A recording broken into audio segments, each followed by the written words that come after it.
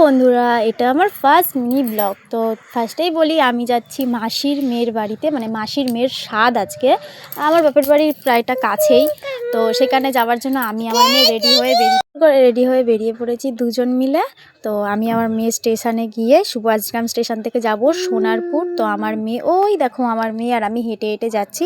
তো তারপর স্টেশনে গিয়ে ট্রেনের জন্য অপেক্ষা করছিলাম। তো ফাইনালি ট্রেন চলে এসছে।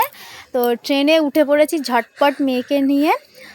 তারপর নামবো হলো সোনারপুর, যেহেতু একটা স্টেশন তাই খুব একটা প্রবলেম হয় না। সোনারপুর নেমেও গিয়েছি, দেখতে পাচ্ছ।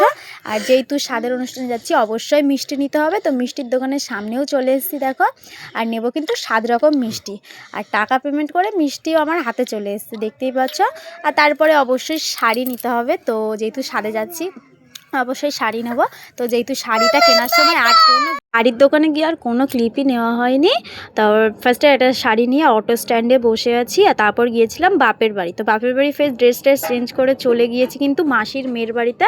আর অবশ্যই কিন্তু ছিল ফুচকা স্টল। দেখো আমার মা, মামা, দিদি সবাই ফুচকা খাচ্ছে, বাট আমি যেহেতু ফুচকা খাই না, তার জন্য আমি ফুচকা আর খাইনি, একেবারে খেতে বসে পড়েছি।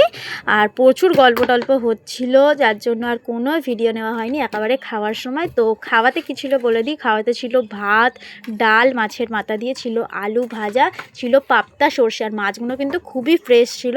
আর ছিল কিন্তু দই কাতলাটাও খুব দারুণ হয়েছিল, মানে এত সুন্দর হয়েছিল। সবাই মিলে খেতে বসে মানে গল্প গুজব আড্ডা করছিলাম। তো তার মাঝে মাঝে একটু হালকা হালকা ভিডিও ফুটেজ নিচ্ছিলাম তোমাদের সাথে শেয়ার করবো বলে।